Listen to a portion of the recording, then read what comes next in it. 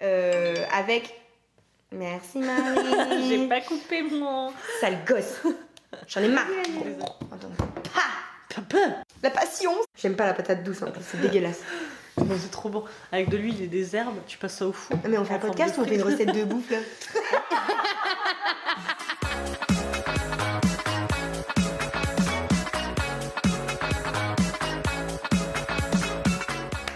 Bienvenue dans le podcast Elle porte la culotte, le podcast de deux entrepreneuses qui s'adressent aux femmes qui dirigent leur vie d'une main de maître, qui t'apportent de l'ambition féminine dans ton quotidien et dans ton business. Elle porte la culotte, c'est plus qu'un état d'esprit, c'est une nouvelle manière de voir ta vie. Alors, avant de commencer ce nouvel épisode du podcast Elle porte la culotte, on voulait vous demander surtout de nous lâcher des avis et des commentaires sur iTunes.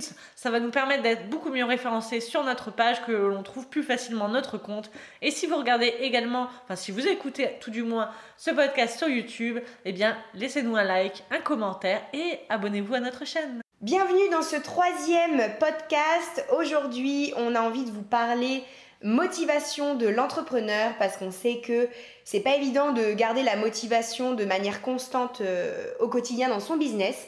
Donc on va vous donner un petit peu quelques astuces pour être toujours au top et atteindre le sommet dans les meilleures conditions. Donc moi je suis Marie de Marie Roé. Et moi je suis Aurélie de Digital Woman. Alors dans ce podcast, pour parler de la motivation de l'entrepreneuse, on va souligner en fait 3 points essentiels que l'on a un peu répertoriés selon nos expériences pour garder cette motivation. Tout d'abord les outils, ensuite le regard sur soi et l'état d'esprit. Donc Aurélie, est-ce que tu peux nous dire un petit peu plus sur les outils que tu utilises toi pour garder ta motivation au quotidien, la motivation dans ton business dans la durée? La première chose que moi j'utilise dans mon quotidien et qui a vraiment changé mon état d'esprit dans mon business, ça a été de construire mon vision board. Donc les filles qui nous suivent un petit peu sur le groupe Facebook privé Elle porte la culotte ou sur les différentes formations vidéo qu'on a pu faire, vous savez très bien que le vision board, on en a déjà parlé. Donc le vision board, qu'est-ce que c'est pour celles qui ne savent pas encore? C'est un tableau qui vous permet de visualiser vos objectifs que vous allez donc venir épingler sur un support par exemple, une toile ou quelque chose comme ça pour le faire vraiment de manière concrète et que vous allez positionner à un endroit stratégique pour regarder vos objectifs assez régulièrement. Ce qui est bien avec le vision board, c'est que c'est super large, donc ça peut être des objectifs sportifs, des objectifs de business, des objectifs de voyage à réaliser, de chiffre d'affaires, mais aussi par exemple, vous avez envie d'arrêter de fumer pour l'année 2018, enfin voilà. Donc c'est vraiment une liste d'objectifs qui est super large et ne vous imposez aucune limite dans la construction de votre vision board. Donc si vous n'en avez pas encore, on vous invite à créer votre propre vision board. Déjà ça peut être un petit moment détente, un peu créatif, à se consacrer un petit peu à soi. Et ça vous servira plus tard, même si vous avez l'impression que c'est une perte de temps aujourd'hui, ça ne l'est pas du tout. Donc vraiment prenez le temps de construire ce vision board. Il y a des filles qui nous suivent un peu partout, on doit les saouler avec ça, mais c'est vraiment indispensable. Moi je sais que j'ai régulièrement des coups de mou dans mon business, ce qui est normal dans une vie d'entrepreneur. Et clairement je jette un coup d'œil à mon vision board et c'est réglé. Je suis repartie, je me dis non mais attends, j'ai envie d'atteindre cet objectif cette année, il faut que je me bouge pour que ce soit en place cette année. Et du coup, si vous connaissez pas le film The Secret, donc Le Secret, hein, je vous conseille vraiment d'aller le regarder. Marie Traduction. Je t'ai Google Translate, t'inquiète. The Secret ou Le Secret sur Netflix, allez le voir. Franchement, ça parle de vision board. Ça parle de visualisation et de tout ça, allez le voir, moi je le trouve génial. Mais je l'ai pas vu donc je le prends en note. Je vais regarder ça. Ça moi, c'est The Film à voir. Ils en parlent, ils parlent pas que du vision board, mais ils parlent du vision board et ils parlent de la loi de l'attraction en fait. Mm-hmm. Et il y a une histoire sur le vision board et cette histoire elle me met les larmes aux yeux à chaque fois. Et donc le vision board il va vous permettre donc de stimuler des objectifs. Mais Marie, les objectifs, est-ce que c'est suffisant ou est-ce que toi tu utilises autre chose pour... Transition. Alors moi j'utilise le pourquoi avant le vision board ou après le vision board en mettant en fait le pourquoi au centre du vision board. Le pourquoi, qu'est-ce que c'est? Le pourquoi, je sais pas si on en a déjà parlé dans un podcast, ou en tout cas on le fait dans les lives. Dans les lives on le fait souvent. Dans les lives de Elle porte la culotte, on en parle souvent sur le groupe privé. D'ailleurs rejoignez-nous sur Facebook si vous n'êtes pas encore dans notre groupe Facebook Elle porte la culotte. C'est un groupe privé, vous demandez à nous rejoindre et vous répondre à quelques questions pour que l'on vous accepte. On en parle souvent dans les lives parce que c'est très important. Bon là, je pense qu'on a fait un peu le tour de la question dans tous les lives, donc on va arrêter d'en parler. Mais c'est vrai que le pourquoi, c'est très important. Votre pourquoi, c'est le pourquoi, votre raison pour laquelle vous avez créé ou vous voulez créer votre entreprise. C'est le pourquoi qui va vous faire travailler même si vous êtes fatigué, même si vous avez, je sais pas moi, 10 heures de travail dans les pattes et que vous devez encore taper une heure de travail important. Le pourquoi, c'est la raison pour laquelle vous allez vous lever le matin une heure plus tôt. Votre pourquoi, c'est la raison pour laquelle vous êtes chez vous le week-end en train de travailler sur les premiers mois de votre entreprise et que tout le monde est dehors en train de boire un verre en terrasse, exactement. De faire un barbecue. Exactement. Votre pourquoi, c'est ça. Quand vous allez être au fond du seau, comme j'aime le dire, eh bien, votre pourquoi, c'est la raison pour laquelle vous allez garder le cap. Autre outil que moi j'utilise beaucoup, c'est la musique. Donc ça n'a pas une influence sur tout le monde. Je sais qu'il y en a qui sont complètement hermétiques on va dire aux fichiers audio pour se détendre et pour agir sur leur mental. Mais en tout cas, moi, je prends toujours le temps de me créer une playlist positive. Donc c'est une playlist que je viens alimenter régulièrement quand il y a une musique qui me parle, qui me fait sourire, qui me donne de l'énergie, etc. Et je vous invite à faire la même chose. Construisez votre propre playlist parce qu'on a tous des genres musicaux différents avec des musiques qui vont vous permettre de vous mettre un petit peu dans une bulle quelques minutes et vous permettre de repartir avec les idées claires. Et ben c'est bien que tu parles de ça parce que ça je viens de m'en souvenir, je l'avais carrément oublié parce que c'est vrai que quand on utilise un outil tellement souvent, on oublie à quoi il nous a servi et comment on l'a utilisé au départ. Je sais pas si tu vois où j'en veux en venir. Mais j'étais à Nice avec Enzo, je raconte ma life, hein, et on était à Nice et lui il utilise un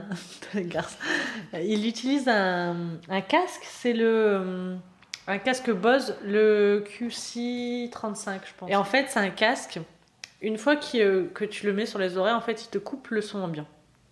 Et ensuite lui tous les jours, il mettait son casque, il mettait une playlist. Et il me disait que le fait de mettre cette playlist-là, ça faisait des ancrages. Et donc j'ai testé, j'ai acheté ce casque Bose qui m'a coûté un bras. Et pour vraiment me couper, c'est vrai qu'en avion, j'en ai besoin pour pas entendre le bruit de l'avion, etc. Ou dans les transports, etc.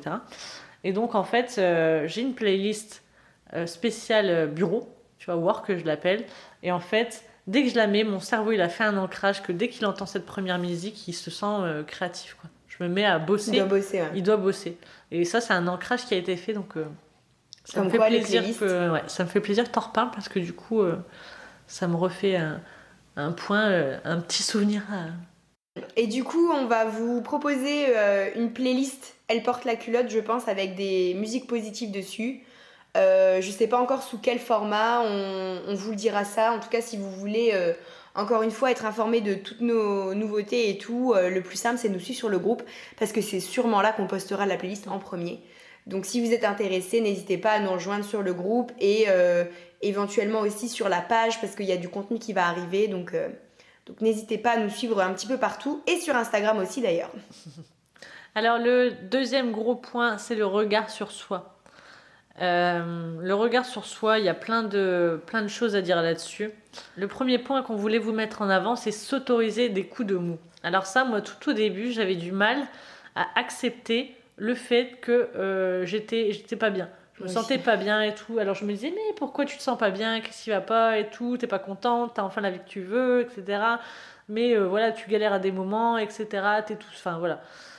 Et du coup, des moments, j'avais même des baisses d'énergie et je me sentais coupable de ne pas faire des journées de 10 heures, 10-12 heures de travail parce que j'étais out en fait. Moi aussi. Et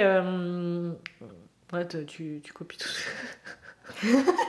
Et du coup, j'ai appris à m'autoriser ces coups de mou et les accepter. J'avais même fait une vidéo là-dessus parce que je trouvais ça super important.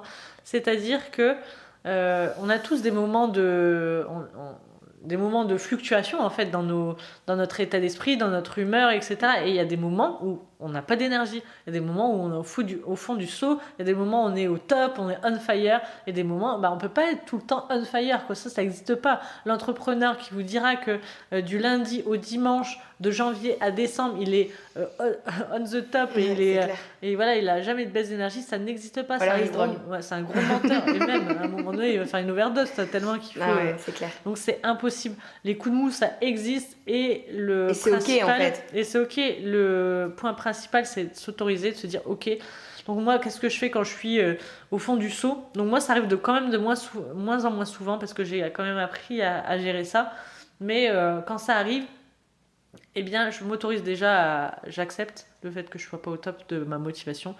Et j'éteins tout, même si je suis sur des projets importants, même si ceci, même si cela. Ça sert à rien, je vais glandouiller, je vais faire pendant 5 heures, je vais faire quelque chose que j'aurais fait peut-être en 15 minutes si j'étais au top de ma motivation. Donc je me prends un moment où souvent je vais dans mon lit et je regarde une série débile et ça me fait rire. Et du coup je coupe totalement, ou je sors prendre l'air, ou je sors avec mon chien, ou je vais courir, ou je vais à la salle, etc. Mais j'accepte. Et je me vide la tête. Et quand je reviens dessus, je me demande souvent, mais comment ça se fait que t'avais un coup de mou là, t'es au top? Non, mais moi aussi, j'avais beaucoup de mal à accepter ça. Et en fait, je sais pas si c'est seulement dû à moi. Mais je pense qu'il y a aussi l'entourage qui fait que... Parce que c'est vrai que quand tu travailles de chez toi, déjà les gens ont du mal à comprendre que tu travailles de chez toi. Mais tu fais ce que tu veux, tu gères tes affaires comme tu veux. Enfin, on en revient à des thématiques qu'on a déjà abordées plusieurs fois ensemble. Et je sais que moi, quand j'avais des coups de mou, ou par exemple, je disais, je dois bosser, et puis qu'en fait, finalement, je me rendais compte que c'était pas la peine, quoi. Comme tu as dit, j'allais passer 30 ans à faire quelque chose que j'aurais mis 15 minutes à faire en temps normal. Du coup, je coupais, je faisais de la distraction, entre guillemets, pour me relâcher un peu l'esprit. Et c'est là que tu te prends des commentaires du genre, tu devais pas bosser, alors tu fais quoi? Tu bosses pas. Et là, en fait... Je suis rentrée dans un truc de culpabilité aussi, à me dire, en fait, j'aurais peut-être bossé, non mais attends, qu'est-ce que je fais? Et en fait, pas du tout. Et aujourd'hui, je suis même transparente sur mes réseaux sociaux, où quand ça va pas, quand j'ai pas le moral, quand j'ai pas la motivation, quand j'ai pas le temps, quand... je le dis en fait, je le dis juste. Je dis simplement, mais écoutez, là, voilà, je rentre pas dans les détails de ma vie privée non plus, mais... Je dis juste, aujourd'hui, ça va pas, aujourd'hui, j'ai un coup de mou, aujourd'hui, je suis malade, enfin bref, je suis transparente. Et en fait, je me rends compte que c'est super bien accepté et qu'en fait, je me mets la pression toute seule. Parce que les gens en face de moi, qui sont mes clientes, qui sont mes cibles, qui sont ma communauté, ils en ont rien à faire que j'ai un coup de mou une fois de temps en temps. Et ils sont pareils. En fait, tout le monde est pareil, mais j'ai l'impression qu'il y a vraiment moins cette notion de jugement et plus de dire mais Aurélie, t'es pas bien, mais c'est ok. C'est pas grave. J'ai l'impression que aussi les entrepreneurs se donnent un peu un genre, quoi. Ouais. Genre, c'est des surhommes. Je suis toujours au top, j'ai aucune faiblesse, je travaille tous les jours, du matin au soir. Je fais 12 heures par jour, je suis on the top, je suis trop géniale. Mais c'est pas vrai, quoi. Arrête, on sait très bien que t'as juste tourné ça dans ta vidéo, quoi. Après, on sait que t'as des fluctuations et c'est tout à fait normal. Bien donc, sûr. Il faut les accepter. Et une autre possibilité pour d'ailleurs apprendre à prendre ce recul et à accepter un petit peu tout ce qui se passe émotionnellement en nous quand on est entrepreneur, parce qu'il y en a des choses émotionnellement quand on est entrepreneur, c'est de s'imaginer à la place d'une autre. Donc moi j'aime bien faire ça régulièrement, parce qu'en plus comme j'évolue en même temps que mon business, ça me permet de prendre du recul, et je prends du recul et je m'imagine en étant une personne lambda, et je me vois en extérieur, comme si c'était quelqu'un à compte que j'allais suivre sur Instagram par exemple, et que je connais rien de cette personne à part ce qu'elle me montre sur les réseaux. Et là je me dis en fait j'aurais kiffé ce Instagram, j'aurais bien aimé ce qu'elle a dit là, j'aurais bien aimé ce qu'elle a écrit là, si ça avait été quelqu'un d'autre que moi, j'aurais adoré ce produit là, j'aurais adoré ce concept là. Et en fait c'est à ce moment là que je me rends compte que je suis un petit peu dure avec moi-même, et qu'en fait je devrais être plus... Enfin, je devrais reconnaissante. Ouais, pas forcément reconnaissante, mais plus... Comment dire? Moins cool avec toi-même. Ouais, plus cool avec moi, c'est ça. Plus, moins à me culpabiliser quand j'ai pas le temps de finir quelque chose, ou quand j'ai un imprévu dans ma journée, alors que je sais très bien je sais très bien que c'est ok, qu'on peut pas planifier sa journée de A à Z si parfaitement, parce qu'il arrive toujours quelque chose d'imprévu. Et je pense que le fait de me mettre à la place de quelqu'un d'autre régulièrement, ça me permet d'avoir cette prise de recul sur moi-même, et du coup de m'autoriser un peu plus à avoir des baisses de morale ou des moments un peu down. Et du coup, ça participe clairement à ma motivation parce qu'en fait, c'est vraiment quelque chose que je pourrais inclure dans une sorte de routine pour retrouver ma motivation dans mon business. Ouais, c'est pas mal ça, une routine motivation. Genre, t'as perdu ta motivation, bien, on crée une routine motivation. C'est pas mal, j'aime bien. Je vais exploiter l'idée. Merci beaucoup pour c'est cadeau. Ensuite, on voulait aussi vous parler de prendre du temps pour soi parce que c'est vrai que quand on est entrepreneur, eh bien, c'est vrai que ça on se met un peu soi de côté. On arrête de prendre tout ce temps qu'on avait quand on était salarié, quand on était en off en fait. Et personnellement, pendant moi plus d'1 an et demi, j'ai quasiment pas pris de off. Bah moi, je réfléchis. En fait, je me dis que des vrais off, à part aller chez le coiffeur par exemple, pour prendre du temps pour moi, vraiment pour me prendre, voilà, pour juste qu'on s'occupe de moi, c'est 1 fois par an quoi. Ouais. Et en fait, moi j'ai un peu un bonus parce qu'avec la danse, j'ai toujours ce côté où je considère que c'est prendre du temps pour moi, la danse, même si c'est aussi pour les autres, mais bon, je considère que c'est du temps pour moi. Mais après, c'est vrai que si je regarde de manière générale, ça fait je sais pas combien de temps que j'ai pas été me faire un soin des ongles, un massage, enfin des trucs de meuf que je faisais tout le temps quand j'étais salariée quoi. Même c'est pas pareil, tu vois, parce que par exemple moi je vais pour les extensions de cils, je reste entre 1h30 et 2h et bah c'est comme si c'était une pause quoi. C'est pas vraiment prendre un moment pour moi. T'es toujours en train de réfléchir à ton business. Je suis tout le temps en train de réfléchir, je suis tout le temps là. Donc prendre du temps pour soi c'est important, même si moi actuellement j'y arrive pas. Mais il faut parce que mon business c'est moi. Ouais. Mais il faut couper quand même et il faut quand même prendre parfois une journée. Le business c'est toi et justement vous êtes la clé de votre business et en tant qu'entrepreneur, si vous n'êtes pas au top, votre business pourra pas être au top parce que c'est un peu le prolongement de vous-même. Donc justement prenez c'est presque comme dans la routine motivation, c'est presque un temps.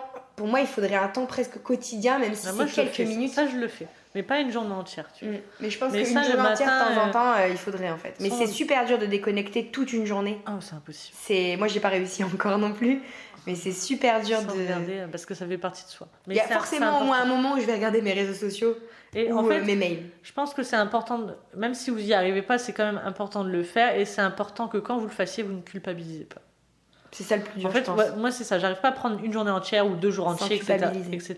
Bah, j'arrive pas à les prendre entièrement. Mais quand je vais prendre par exemple, je vais aller faire les magasins, je vais pas culpabiliser de faire les magasins. Donc, peu importe le temps que vous prenez pour vous, juste vous dire, voilà, il n'y a pas un nombre d'heures précis à suivre, mais juste le moment que vous prenez. Parce que moi, tous les matins, je vais faire mon smoothie, je remonte et je retourne dans mon lit. Et du coup, je lis, j'écoute des vidéos, etc. Enfin, je regarde des vidéos et du coup, c'est un moment pour moi. Et je culpabilise pas de me le prendre. Autre point qu'on voulait vous soumettre à propos du regard sur soi qui va vous aider franchement dans votre motivation d'entrepreneur, c'est comprendre tout votre potentiel. Je dis toujours comprendre votre plein potentiel, comprendre vos forces. Parce qu'en fait, quand on utilise des compétences qu'on possède ou des forces qu'on a, si on les utilise quotidiennement et tous les jours, on oublie en fait que c'est des forces parce que ça paraît presque du quotidien. Ou par exemple, vous avez une formation dans un certain domaine, si vous travaillez dedans tous les jours, ça va presque vous sembler évident. Et moi, avant de lancer Digital Woman, c'est ce qui m'est arrivé. La communication, j'étais tellement toujours dedans que j'avais banalisé ça et qu'en fait, je pensais que tout le monde savait faire de la com. C'était presque normal en fait pour moi que tout le monde sache communiquer, tout le monde savait un petit peu les leviers, etc. Alors que pas du tout. Le jour où j'ai compris que c'était une réelle force et un réel savoir que j'avais, j'ai lancé mon entreprise. Donc en fait, ça prouve bien que j'avais tendance à banaliser certaines choses. Et encore aujourd'hui, je pense que c'est un travail que je dois faire sur moi-même parce que j'ai pas pleinement confiance en moi sur tous les plans. Alors que pourquoi en fait ? Pourquoi j'aurais pas confiance en moi sur tous les plans ? Et je sais que j'ai des retours de personnes qui travaillent avec moi, de personnes que je côtoie au quotidien, d'élèves ou de clientes, qu'importe le contexte, que ce soit de la danse ou de la communication, où on me complimente et on me dit j'aime bien ce côté-là chez toi, j'aime bien ce côté-là chez toi. Et en fait, c'est un côté qui pour moi me paraît presque naturel. Par exemple, ma grande gueule, tu vois, le fait que voilà, quand j'ai un truc à dire, je le dis. En fait, pour moi, c'est quelque chose qui fait partie de moi et je le vois pas toujours comme une force. Alors qu'en fait, bien des fois, ça m'a sorti de certaines impasses et ça m'a permis de faire des choses que j'aurais jamais pu faire si j'avais pas ce trait de caractère-là. Voilà. Donc prenez conscience de vos forces. J'aime bien faire un exercice de temps en temps, c'est me forcer, pour le coup, à prendre une feuille de papier et à me dire, ok, tu trouves tes forces, tu les notes. Et du coup, ça vous oblige à prendre... Pourquoi t'es trop génial quoi. Ça, ouais, pourquoi t'es trop bien comme meuf. Et ça vous oblige en fait pourquoi je suis géniale. Ouais, pourquoi t'es trop cool, pourquoi tout le monde veut être ta pote. Enfin, non, mais c'est vraiment... ça me force à me dire, à me poser, à me dire, ok, aujourd'hui, qu'est-ce qui est trop cool chez moi et qu'est-ce qu'il faut que j'apprenne à voir comme trop cool. Parce que du coup, quand vous allez changer de regard sur vous, ça va complètement... changer votre manière de voir le monde et d'appréhender ce qui se trouve autour de vous. Ça change la vie totalement. Complètement. Troisième et dernier gros point que l'on voulait aborder avec vous, c'est l'état d'esprit. Donc l'état d'esprit, c'est super important pour garder cette motivation comme ça de l'entrepreneur. On doit avoir comme ça plein de petits tips, plein de petites astuces pour garder au beau fixe, on va dire, c'est notre état d'esprit. Tout d'abord, point numéro 1, accepter l'échec. Alors ça, c'est pas évident. On a déjà parlé dans le podcast précédent sur les échecs, sur nos échecs, nos échecs en tant que salarié, enfin pas trop en tant que salarié, mais on va dire. Ouais. Moi, par exemple, l'échec de la première entreprise, c'est pas vraiment un échec puisque c'est grâce à ça que j'ai pu créer la deuxième entreprise et c'est grâce à ce bordel en fait qui a été mis en place que du coup j'ai pu trouver les solutions adéquates. Donc accepter les échecs, moi j'aime pas dire le mot échec, mais accepter les choses qui ne se passent pas comme vous voulez. Accepter de vous casser la gueule, accepter que vous vous trompiez sur certaines choses, qu'il y a des choses qui marchent pas, que vous mangiez un mur de temps en temps. Ça fait mal sur le moment et après... C'est ça, sur le coup on dit putain c'est quoi cet échec de merde, on douille sur le moment mais après... Et après on comprend pourquoi ça a été fait et pourquoi c'est... Et moi j'aime bien me dire que c'est l'univers qui m'apporte tout ça et que rien ne m'arrive par hasard. Donc si aujourd'hui... Tu me diras ça demain quand je vais me coincer les doigts de pied dans le canapé. Regarde. Quand j'ai démissionné, 2 semaines après, je me suis fait une entorse au fédéral de danse. Et j'étais dégoûtée de m'être fait cette entorse. Et je suis persuadée que si j'avais pas été dans un contexte de démission, j'aurais dit mais purée, mais qu'est-ce que c'est que cette entorse ? Et en fait, ce jour-là, je me suis dit, je vais pas finir mon préavis. Je vais finir mon préavis chez moi. Et c'est ce qui s'est passé. Je n'ai pas fini mon préavis d'1 mois, j'ai fait 2 semaines. Et je suis persuadée que rien n'arrive par hasard. Et c'est parce que j'ai ça en tête que j'arrive souvent à vite remonter quand je me casse la figure. Et ça m'arrive souvent parce que c'est le jeu en fait. Et quand je suis face à quelque chose qui ne marche pas, ou quand je suis face à une situation où je me dis j'ai envie de baisser les bras, ou t'as fait une connerie, t'as mal fait quelque chose, ben je me dis toujours attends un peu, tu vas voir, ça va te servir. Et je me suis jamais trompée. J'ai toujours trouvé quelque chose dans l'échec. J'ai toujours fini par en tirer des leçons. Par exemple, quand j'avais dû trouver un emploi, quand je m'étais dit il faut que je retrouve un emploi pour le démarrage de mon entreprise, quand c'était en septembre-octobre où je commençais vraiment à m'y consacrer. Et pour des raisons plus perso, on avait regardé avec mon mari et bon, fallait que je retrouve un petit truc à côté. J'avais fait un job de commercial et les 2 premiers jours de formation, c'était super bien passé, les 3 premiers jours, pardon. Et les 2 derniers jours, on était sur le terrain et c'était horrible, mais ça s'est trop mal passé et je me suis gamellée et je suis rentrée. Je me souviens, parce que mon homme il se moque de moi quand je lui raconte cette scène-là, mais je suis arrivée, le chercher au boulot, j'avais des pizzas dans les mains, et je l'ai regardé, il m'a regardé, je me suis mise à pleurer, il m'a dit tu vas arrêter. Et là j'ai arrêté de pleurer, j'ai fait oui je vais arrêter, parce que la solution elle était simple, fallait juste que j'arrête ce boulot qui me convenait pas, et en fait du coup j'ai juste arrêté, et je me suis dit bon, t'as perdu 4 jours que t'aurais pu mettre dans ton business, donc au début je me suis dit bon bah voilà c'est un échec quoi. Et en fait je me suis rendu compte, 48 heures après, que ça m'avait appris plein de trucs parce que je me suis rendu compte que j'étais beaucoup plus endurante que ce que je croyais dans le boulot, parce que j'avais pu tenir des heures et des heures au téléphone pour faire ce travail pourri. Donc je me suis rendu compte que j'étais beaucoup plus endurante que ce que je pensais. J'ai refait tout le branding de mon site en 1 semaine à ce moment-là. Enfin, ça m'a redonné un nouveau souffle dans mon entreprise, alors que c'était un échec à la base. Donc en fait, je suis persuadée que tous les échecs que vous allez rencontrer, apprenez à prendre le temps de leur donner du sens, parce que ça n'arrive pas... quand vous échouez, ça va pas donner du sens le lendemain forcément. Mais je pense que chaque échec a un apprentissage à vous donner et ça vous servira. Il y a quelque chose derrière. Comme moi avec ma fracture du talon. je me fracture le talon 2 jours après avoir commandé mon visa pour partir vivre en Australie 1 an. Donc je paye quand même le visa 300 €, sinon c'est pas marrant. 2 jours après, je me casse la gueule, je me fracture le talon et je suis du coup immobilisée pendant plus de 4 mois. Donc, mais si j'avais pas fracturé mon talon, je serais pas rentrée dans le Nord et du coup je n'aurais pas créé mon entreprise et je serais pas là aujourd'hui. Donc en fait, l'épreuve la plus difficile, l'une des épreuves les plus difficiles jusqu'à aujourd'hui dans ma vie, a été le plus gros tremplin de ma vie. C'est ce que je te disais, tu vois, pour moi, il y a tout a un sens. Rien n'est fait au hasard.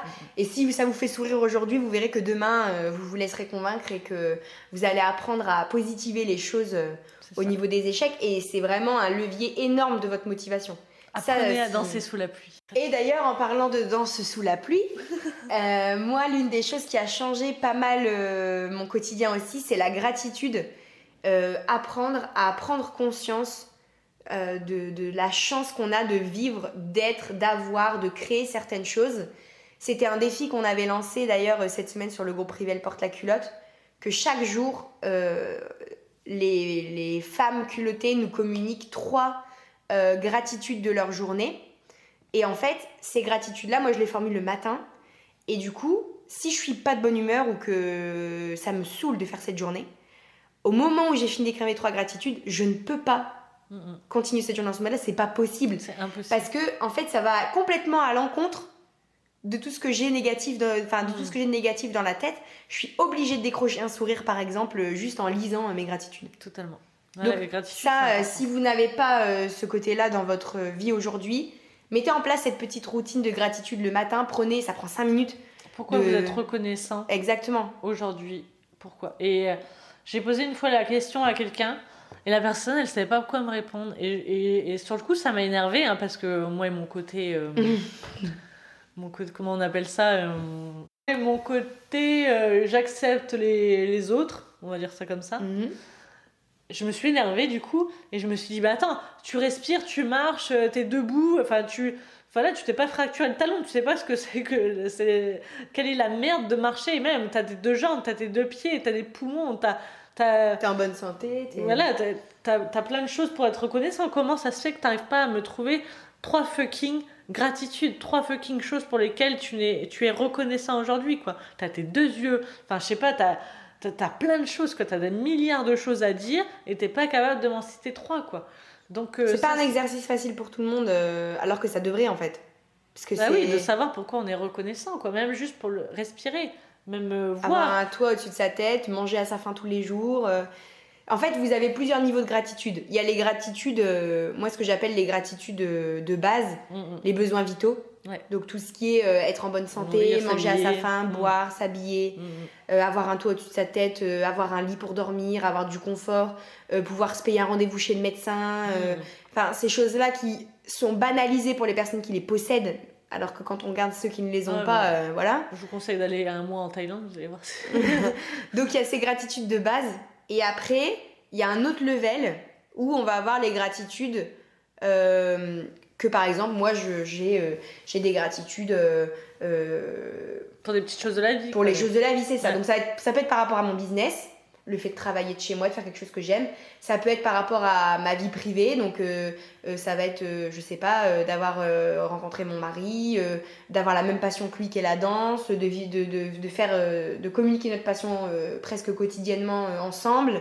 Et après, il y aura aussi d'autres choses, par exemple d'avoir eu cette conversation avec cette personne-là aujourd'hui, d'avoir que le soleil brille aujourd'hui. Il y a plein de degrés de gratitude et je pense que vous devez vous y retrouver. Et il y a obligatoirement 3 gratitudes par jour à donner. Il y a même des jours où j'ai envie d'en mettre plus parce que j'ai tellement de choses à dire que 3 c'est pas suffisant. Mais parfois je me bloque et je me dis non, t'en dis que 3 parce que les autres tu les diras demain, c'est pas grave. Et ça me permet, parce que j'essaye sur une semaine de jamais dire la même chose 2 fois et de vraiment sur mes 7 jours de la semaine de dire 3 gratitudes différentes sur ces 7 journées. Et en fait à la fin de la semaine, le dimanche, je les relis et en fait franchement ça fait juste du bien, quoi. Donc prenez le temps de faire cette petite routine de gratitude. Je pense que ça vous servira grandement au niveau de votre motivation. Totalement, c'est vraiment la base. Du coup, ça rejoint un petit peu le point suivant, c'est de se réjouir des petits riens. de se réjouir d'un peu de tout, quoi. Enfin, moi, avant, il me fallait quelque chose de dingue dans ma journée pour que je sois contente. Hein. Maintenant, je sais pas, moi, j'ai eu un rayon de soleil sur le visage. Je sais pas, moi, j'ai eu un coup de fil, j'ai eu un message ou je sais pas, il s'est juste passé quelque chose. Un éclat de rire, un sourire de quelqu'un que vous connaissez pas dans la rue, un bonjour. Exactement, j'ai été manger avec un collègue, etc. Et ben, c'est un petit rien, quoi. Et d'habitude, je me serais pas. Enfin, avant, c'est pas d'habitude, c'est avant, je me serais pas réjouie que maintenant. Maintenant, ça me fait énormément plaisir et du coup, ça rejoint un petit peu les gratitudes à ce niveau, quoi. Autre point qui est crucial, je pense, pour avoir une motivation sans faille, parce que, enfin, sans faille, on vient de vous le dire, on a le droit de s'autoriser des failles, mais pour vraiment stimuler sa motivation au maximum, c'est de vous imposer d'avancer par étapes. Parce que souvent, on veut aller trop vite, on va aller plus vite que la musique et on veut tout de suite les résultats, quoi. Et en fait, moi d'ailleurs, j'ai quelqu'un dans mon entourage, je sais plus si j'en ai déjà parlé sur le groupe ou pas, mais je l'utilise souvent en exemple. Parce que il est tout le temps en train de visualiser l'arrivée. Et comme il visualise que l'arrivée et pas la manière dont il va l'atteindre, il se dit non mais laisse tomber, c'est trop compliqué, je vais jamais y arriver. Et il passe jamais à l'action. Et aujourd'hui, ça fait 2 ans qu'il me parle d'un projet et qu'il n'est pas passé à l'action parce que il visualise pas les étapes. Et j'ai beau lui dire mais visualise les étapes, il le fait pas et tant qu'il le fera pas, il passera pas à l'action. Et en fait, quand vous allez visualiser les étapes, vous allez vous réjouir de chaque étape que vous allez valider, on va dire, que vous allez réaliser, et vous allez vous projeter sur l'étape suivante. Vous savez quel est le point d'arrivée, vous savez très bien quel est votre objectif final, mais vous allez moins le regarder, et du coup, vous n'allez pas être démotivé de vous retrouver si loin de votre point d'arrivée, parce que parfois, c'est vrai, il faut du temps, il faut de l'investissement, il faut du travail, mais comme vous réalisez étape par étape, vous allez vous réjouir de petits trucs, de petits détails, de petites choses que vous aurez mis en place. Vous n'allez pas vous démotiver. Et ça, bon, je vais encore raconter une anecdote avec Enzo. D'ailleurs, c'est Enzo Honoré. Hein, je vais bien faire sa pub parce qu'à force de le citer, je pourrais bientôt écrire un bouquin dessus. Mais une fois, Enzo m'avait demandé, et tu connais la réponse, hein, je t'ai déjà posé la question. Du coup, il m'a posé la question, comment on mange un éléphant? Donc là, sur le coup, j'ai un petit peu bloqué. Comment on mange un éléphant? Eh bien, il m'a répondu, eh bien, en le découpant morceau par morceau. C'est un peu cru à parler d'un pauvre petit éléphant. Pour les végétariens, on est désolé. Alors, vous pouvez vous attaquer à Enzo Honoré. Le non-respect des animaux. Donc, c'est ça, en fait. C'est prendre son objectif et le découper en plein de petits objectifs parce que du coup, ça va vous permettre de ne pas vous démotiver sur le chemin. Parce que quand on est devant une montagne, bah, c'est vrai que c'est impressionnant. Tandis que quand on est devant une petite pente, bah, on la monte tout doucement et la deuxième pente, on la prend aussi, etc. Mais, il est important, il est très très important même, de tout le temps visualiser le sommet. Jolie transition. Donc, avec un mot. Donc, visualiser le sommet, c'est-à-dire que vous avez découpé votre gros objectif en plusieurs étapes. Vous n'êtes pas démotivé, vous avancez step by step, ce qui est très important. Comme ça, vous vous réjouissez sur le chemin, mais vous gardez tout le temps en ligne de mire votre gros objectif. En fait, c'est pas se dire bah voilà, je vais découper mon objectif en plein d'objectifs et du coup je vais me contenter de chaque petit objectif. Non, il faut se souvenir quel est le gros objectif que vous voulez atteindre, quel est le sommet que vous voulez atteindre. Donc ça c'est vraiment crucial, quoi. Ne perdez pas de vue ce pourquoi vous voulez avancer, ce qui vous donne envie. C'est ça. Et pour pouvoir d'ailleurs atteindre cet objectif, que même si vous découpez par étapes, etc., pour garder la motivation, c'est important que vous restiez focus sur tout ce qui va fonctionner. Parce qu'en fait, quand il y a quelque chose qui ne fonctionne pas, on a tendance à rester figé sur ce truc qui ne fonctionne pas, même si on s'est déchiré, ça ne marche pas. Ok, ça marche pas. C'est pas parce que tu vas te dire ça marche pas pendant 30 ans que ça marchera. Donc du coup, il faut que vous appreniez à prendre du recul quand ça marche pas et à rester focus sur ce qui fonctionne au contraire. Parce que c'est beaucoup plus productif, c'est beaucoup plus stimulant et le positif attire toujours le positif. On vous l'a déjà dit, on vous le répétera autant de fois que nécessaire. Et c'est important de vous dire, ok, bon, là j'ai fait par exemple, vous avez fait un produit, bah, il ne s'est pas vendu, bon bah voilà, ça n'a pas marché, peut-être que ma cible n'était pas prête à recevoir ce produit-là, mais j'ai ces autres produits qui se vendent très bien, j'ai cet échange avec ma communauté qui se passe très bien, je suis en train de la construire, j'ai de plus en plus de monde qui me suit, enfin voilà, il y a plein de manières de se concentrer sur ce qui fonctionne pour vous. Et donc on vous invite vraiment à prendre le temps et à apprendre en fait à avoir ce réflexe-là, de vous concentrer sur tout ce qui va fonctionner autour de vous et dans votre business ou dans votre vie même de tous les jours. Si vous avez, je sais pas, ça rejoint un petit peu ce qu'on disait par rapport à la gratitude. Si vous avez un accident de voiture, votre voiture fonctionne plus et vous êtes en rade de voiture, voilà, admettons. Bah là, ce qui va fonctionner, c'est que vous êtes en bonne santé, vous n'avez rien de cassé, vous n'avez pas dû aller à l'hôpital, tout se passe bien. Et puis à côté de ça, vous rentrez chez vous le soir et puis vous avez votre maison, votre famille, ça fonctionne bien, tout est ok, c'est un système qui roule, votre routine, elle est en place, vous savez votre emploi du temps, vous savez ce que vous devez faire. Enfin voilà, il y a toujours des choses sur lesquelles vous concentrer et qui fonctionnent. Il peut avoir un bénéfice à ça, parce que moi, si ma voiture est en panne, du coup, je vais en louer une et je vais peut-être prendre une voiture qui est vraiment pas mal. Voilà, ok, merci Marie. On va tout le temps trouver un bénéfice. C'est ça, non mais c'est ça, il y a toujours moyen de se concentrer sur quelque chose qui fonctionne. Totalement, se concentrer sur quelque chose qui fonctionne. Et aussi, tu as parlé un petit peu de l'entourage, de bien s'entourer, de bien... On en a parlé, on n'arrête pas d'en parler dans les lives, mais c'est important de s'entourer d'autres entrepreneurs si vous voulez créer votre entreprise, d'autres personnes qui sont comme vous, d'autres personnes même dans votre thématique, des personnes qui vont vous inspirer. Et moi, j'aime bien dire des personnes physiques ou virtuelles, vivantes ou mortes. Ça, c'est mon petit... Elle recommence. C'est-à-dire que moi, j'aime bien lire des livres, même des auteurs qui sont morts, et du coup, ça m'inspire. Même des auteurs vivants, ils m'inspirent. La meuf préfère les décédés. Je préfère les auteurs décédés. Chelou.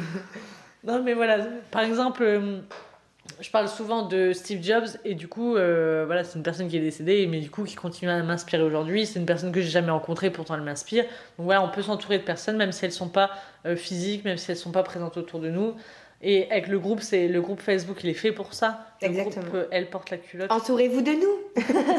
Et voilà, c'est rempli de femmes entrepreneuses qui ont envie de tout déchirer dans leur vie. Et il y a une super ambiance bienveillante en fait. Ouais, c'est ça le top, c'est que quand vous vous intéressez à une communauté qui partage les mêmes choses que vous, c'est difficile d'avoir un côté un peu jugement, etc. Et nous, en tout cas, dans le groupe Facebook, on sait que c'est très bienveillant. Parfois, Marie et moi, on n'a même pas le temps de répondre.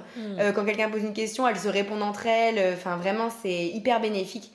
Donc, surtout, n'hésitez pas, si vous êtes à la recherche de personnes inspirantes pour vous entourer, et même juste de personnes qui pensent comme vous, eh bien, n'hésitez pas à nous rejoindre. Et si vous faites déjà partie de la communauté, eh bien, vous êtes au top. Merci les filles, on vous aime. Love. Cœur. On pourrait faire des jingles en fait aussi. Ouais, grave, on va faire des chansons. Et moi, je voulais ajouter quelque chose qui n'était pas prévu. Mais j'aimerais bien ajouter une section dans ces podcasts. En fait, je pique un peu grossièrement l'idée à Nomade Digital, parce que j'ai adoré leur podcast. Et en fait, à la fin, ils ajoutent tout le temps une section lifestyle, en fait, où ils recommandent un produit. Donc moi, j'aimerais bien qu'on instaure ça aujourd'hui. Donc moi, cette semaine, j'aimerais vous recommander, parce que je suis une fan de livres, j'adore lire, donc souvent ça va être des recommandations de livres, ou des bons plans, ou des applis, ou etc. Chacun dans son domaine. Un des livres que j'aimerais bien, ça va être difficile d'en sélectionner un. En ce moment, non, pas ceux que je suis en train de lire. Je vais sélectionner un que j'ai déjà lu. Le livre Père riche, Père pauvre de Robert Kiyosaki. J'espère que je le dis bien son nom. Donc c'est vraiment un super livre. En fait, Robert Kiyosaki explique, donc il avait un père qui était pas... qui gagnait de l'argent mais qui en a beaucoup perdu, mais qui n'était pas dans l'abondance en fait financière. Et à côté de ça, l'un de ses meilleurs amis avait un père qui avait son entreprise, etc., et qui était dans l'abondance financière. Et du coup, il a eu ces deux faces en fait de la pièce. Et du coup, un père riche, un père pauvre en gros. Donc il donne un peu son avis là-dessus, comment avoir des bonnes stratégies, comment bien voir l'argent, comment... Moi, je suis en train de le lire, je ne l'ai pas fini encore. Et déjà, juste, je suis à la moitié, je pense, à peu près. Et ouais, franchement, il est top, il se lit super facilement. Totalement. Et en plus, comme on l'avait déjà dit, lire un bouquin, vous vous dites, je lis 10 pages par jour, ça va super vite. C'est ça. Et c'est vrai qu'il apporte vraiment quelque chose, et il y a des choses, en fait, quand on les lit, qui paraissent presque évidentes, alors qu'avant de les lire, on les mettait peut-être pas en place de cette manière-là, en fait. Donc je trouve qu'effectivement, c'est une très bonne recommandation. Merci. Père riche, père pauvre, Robert Kiyosaki, incontournable si vous voulez développer vos connaissances en finance, tout ça. Moi, je vais vous recommander la page Facebook ou Instagram, parce qu'il y en a sur les deux, de Gary Vaynerchuk. Vaynerchuk De Gary Vaynerchuk. Putain, le mec là, ça y est. Putain, je l'ai baptisé. Gary, je suis désolée. Gary, je suis désolée. Aurélie a vraiment fait n'importe quoi. J'y peux rien. Ah là là, écoute, c'est pas de ma faute si c'est un nom un petit peu... Bon. Gary Vaynerchuk. Donc, je voulais vous recommander les vidéos de Gary Vaynerchuk, j'ai bien dit, sur sa page Facebook ou Instagram, qui sont, elles sont canon, elles sont juste trop bien faites. Et pareil, quand il dit les choses, ça paraît évident, mais en fait, avant de les avoir entendues, ça l'était pas, puisqu'on les aurait pas eu à l'esprit avant de les entendre. Moi, en ce moment, toutes mes vidéos motivation, c'est de lui. Toutes les vidéos que je regarde le matin dans ma morning routine, elles sont de lui. Et j'adore m'inspirer de ce qu'il fait. Et je trouve qu'il est hyper inspirant. Et il m'a donné plein d'idées, en fait, de trucs à mettre en place que j'avais pas forcément eu. Donc, vous avez votre deuxième recommandation. Et en gros, c'est s'entourer, quand on reste dans le thème s'entourer. Ouais, exactement. On s'entoure de Gary Vaynerchuk et de Robert Kiyosaki. Ça fait une sacrée... C'est que des noms hyper compliqués. C'est quoi, sérieux, les gars? Donc voilà, j'espère que ce podcast vous a plu. Nous, on aime trop vous tourner des podcasts et on trouve ça trop marrant, on rigole. Ouais, c'est un format qui nous plaît vachement et je pense que vous êtes réceptifs aussi. Donc si ça vous plaît, laissez-nous des avis sur iTunes, laissez-nous des commentaires sur YouTube, abonnez-vous à notre chaîne, rejoignez-nous sur notre groupe Facebook. Et en attendant la semaine prochaine, on vous dit... Akuna Matata.